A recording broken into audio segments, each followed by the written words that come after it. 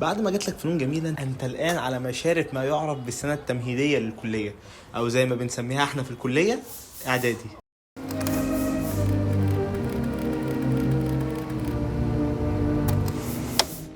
سواء كنت في عمارة او في ديكور او حتى في فنون عام. الكلية عندنا احنا بنتكلم على القسم العام او زي ما بيسموه مين ستريم، بتكون عبارة عن 5 سنين. في الاقسام الخاصة بتنزل 4. عندنا في الكلية ال5 سنين دول أول سنة فيهم بتكون سنة إعدادي، وبالتحديد في فنون عام سنة إعدادي بتكون مختلفة شوية، لأن أنت في سنة إعدادي ما بيكونش فيه أي نوع من أنواع التخصص. بالنسبة مثلا للعمارة مفيش تخصصات، بالنسبة للديكور بيتخصصوا من السنة الثالثة. فبالنسبة لنا احنا سنة إعدادي تعتبر موضوع كبير، وبناء على تجربتك فيها ده بشكل كبير هيحدد أنت هتتعايش إزاي مع الكلية قدام. دخلت كلية فنون جميلة السنة اللي فاتت بعد ثانوية عامة. أصلا ما كنتش عايشة في مصر. وما كنتش عارفة احنا داخلين على ايه خالص، فالموضوع كان بالنسبة لي اللي هو هتبقى حاجة جديدة وحاجة ويرد ومتحمسة وفاكرة ان الدنيا هتبقى رسم والوان وبتاع. انا بصراحه كنت داخله فنون جميله، ما كنتش حاطه اي توقع ان انا هخش فنون جميله. بس في يوم من الايام كنت ماشيه في الزمالك، وانا عموما بحب الرسم والحاجات زي كده. بعدين اول ما دخلتها بصراحه كان في مخي ان احنا بقى تبقى الحياه حلوه. هي الحياه كانت حلوه بس مش حلوه قوي يعني. ما كنت متوقعتش ان هي قوي سيلف ليرنينج. كنت اتوقع ان هم هيعلمونا بقى وهناخد حاجات كتير. هم بيعلمونا بس مش بنسبه كبيره قوي بصراحه. بس الحمد لله يعني كانت تجربه حلوه قوي، وانا لحد دلوقتي يعني مهما بصيح ومشاريع وكده بس بتفضل بحمد ربنا ان انا دخلتها بصراحه. ما تضغطش على نفسك نفسيا علشان الكلية، ما تضغطش على نفسك نفسيا عشان الكلية. ديكور يعني حلو قوي سواء داخلي او تعبيريه، والاثنين اصلا شغلهم بيصبوا على بعض وكده. ويعني شفت ناس كتير بجد قوي بعد ثالث ثانوي كانت مكسله تنزل، او يعني هو كسل، نوع من الكسل او نوع من الخوف، اللي هو طب انا هدخل مش هنجح، طب انا هدخل اعمل ايه يعني كده. انا واحد زي يعني انا مش عارف كنت هروح فين لو ما دخلتش قدرات، مع اني في الاول يعني كنت برضو نفس الحوار ان انا ادخل ولا لا كده. بس لما دخلت بجد ما ندمتش خالص، وكنت هندم جامد قوي ان انا ما دخلتش. يعني بجد ده حاجه اساسيه يا جدعان، حتى لو انا قبل ما مجموعي يطلع او بعد ما مجموعي يطلع، لو انا ضامن المجموع كده كده القدرات حاجه اساسيه. هو انا لما دخلت عماره انا كنت متوقع مثلا ان انا يعني عماره دي هي بيبنوا بيوت بس او بيرسموا بيوت بس. لا، ممكن لما دخلت لقيت ان الموضوع لا اكبر من كده بكتير. اللي هو رسم البيت مثلا مش اللي هو هقعد على الكمبيوتر اعمل كام تصميم وخلاص وكده خلاص. لا، الموضوع طلع فيه فنون، فيه مثلا ان انا ببني البيت ده لشخص، في حد هيعيش فيه. فالكليه فعلا يعني لما دخلت لقيت الدراسه فعلا بتاهلني ان انا اعمل حاجه زي كده في يوم قدام يعني. العدد في اعدادي تقدر تعتبره مزيج ما بين جرافيك وتصوير ونحت، لان يعني هم كلهم بيعدوا على اعدادي. فدفعتك مثلا لو انت لسه داخل اعدادي فدفعتك هي هتبدا تتقسم بقى للشعب دي. نقدر نقول ان اجمالي دفعه اعدادي حاليا بتوصل لحد متوسط بتاع 500 طالب.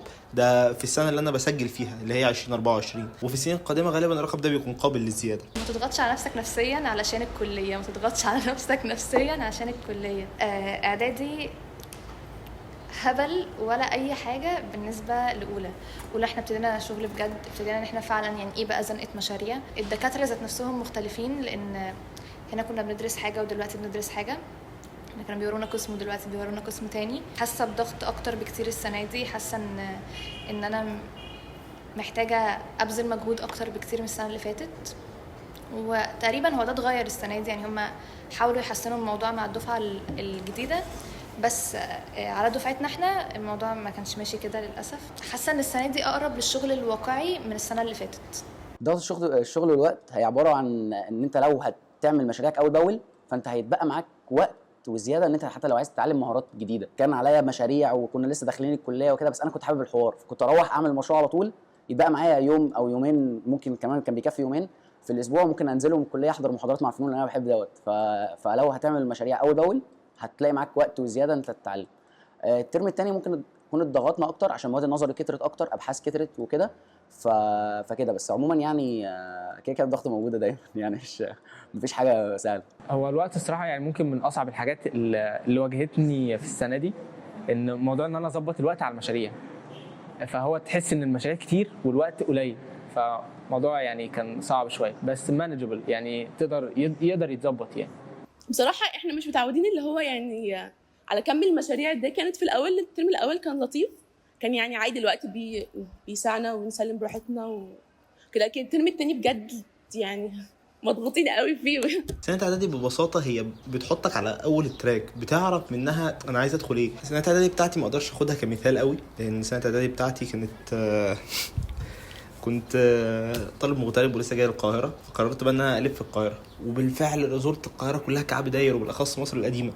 هو المكان او السنه اللي انتوا هتقدروا تجمعوا منها الدرجات.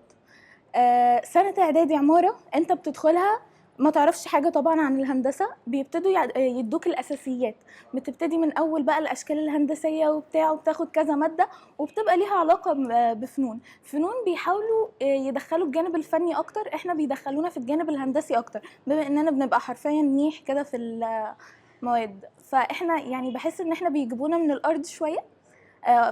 يعني فنون بيبقوا ايه، حاسه ان عندهم موهبه سيكه في الموضوع. ما تضغطش على نفسك نفسيا علشان الكليه، ما تضغطش على نفسك نفسيا عشان الكليه. هو قسم عمارة أهم حاجة فيه يعني هو طبعا لازم يبقى شخص مبدع، شخص بيعرف يفكر كويس، وأهم حاجة إن هو يبقى شخص حابب يساعد الناس، عشان ده اللي بيفرق عمارة عن باقي المجالات ممكن اللي هي ليها علاقة بالفنون. إن أنت هنا أنت بتبني حاجة في شخص هيعيش فيها، هيقضي حياته كلها ممكن في الحاجة اللي أنت بنيتها دي. فأنت لازم أهم حاجة تكون حابب تساعد الناس، وتحس بالمكان اللي انت بترسمه، تحس بالحاجه اللي انت بتصممها وبترسمها. درستها ولفيت فيها. كان المفروض ان احنا اول سنه نتعرف اكتر على السينوغرافيا والحاجات اللي جواها عشان نقدر نختار، وناخد في تاني سنه عماره داخليه. وفعلا في تاني سنه اخدنا عماره داخليه، بس في اول سنه اخدنا حاجات بالنسبه لي دلوقتي لما باجي ابص على السنه اللي فاتت بلاقي ان هي ملهاش اي علاقه بسينوغرافيا. يعني ماشي اخدنا مشروع عن الماريونات، بس ما اشتغلناش حاجه يدويه، ما عملناش حاجه مثلا مشاهد او كده ليها علاقه بالديكور. فدي كانت مشكلتي الوحيده، ان انا ما كنتش عارفه اختار، لان انا ما عرفتش اصلا حاجه عن سينوغرافيا. اكتر حاجه بصراحه كلنا بنهتم بيها هي جرافيك. كان الترم الاول والترم الثاني برضو، بس في الترم الثاني كانت تجربه نحت مميزه شويه بالنسبه لنا، فكنا بنحضرها ولنا شغف تعلمها، وكنا بنهتم ان احنا ما نضيعش اي مشروع في نحت. يعني هو مبدئيا اعدادي زي ما قلت بيدينا يعني ايه اساسيات الحاجه، وبتبقى برضو مياله سيكه للجانب الفني. اما في عماره انت خلاص بتبتدي اللي هو لا انت كبرت، انت مش هتاخد الاساسيات، انت هتبتدي اصلا تصمم وبتتحاسب على تصميماتك، بتبتدي تعتمد على نفسك. يعني ما ينفعش تعتمد على الكليه بس، لازم تبقى عارف كورساتك، عارف البروجرامز اللي هتشتغل عليها. فلا هو في فرق مستوى ما بين الاتنين كبير. استكشف الكليه كويس قوي، عدي عليها، لف فيها. لو انت من سعداء الحظ اللي هيدخلوا الكليه وانا لسه موجود، تعالى يا عم وتعرف عليا، ولا تنسى تسوي سبسكرايب واللايك. وحدد طبعا بقى الاماكن، مثلا الاماكن اللي هتفطر فيها، الاماكن شوف فيديو الفطار لو ما شفتوش، الاماكن اللي هتجيب منها الخامات بتاعتك بشكل ثابت علشان انت تعرف تامن الخامات دي من وقت للتاني. صحابك، اعمل صحاب كتير قوي في اعدادي، اهم حاجه الصحاب، لان هم دول اللي بيحددوا تجربه الكليه كلها بالنسبه لك. وتابع، خليك متابع في مجتمع الكليه، لان في حاجه، ان كان في حاجه بتميز مجتمع الكليه بتاعنا هنا هي الاحداث. كل شويه في حدث، كل شويه في حاجه جديده، خليك متابع لان دي اهم حاجه بتميزنا. ملوش علاقه بالدكاتره، علشان يقدر يوصل للمعلومه محتاج يتدرب لوحده اكتر، محتاج يعني كله مجهود شخصي. مش هيستفاد حاجه قوي بالكليه على قد ما هي مجهودات شخصيه، واظن ده في اي قسم. يعني ما تضغطش على نفسك نفسيا علشان الكليه، ما تضغطش على نفسك نفسيا عشان الكليه، بس كده، دي اهم حاجه. لازم نحاول نحب الحاجه اللي احنا بنعملها، لازم نحاول نحب الحاجه ديت، لان انا ما شفتش حد بينجح في مجال هو مش بيحبه عموما. حتى لو انت ما كنتش عامل حسابك ان انت تدخل المكان دوت او الطريق دوت، انت لو ما حبيتش الطريق دوت انت عمرك ما هتخلصه، انت هتفضل فيه للابد.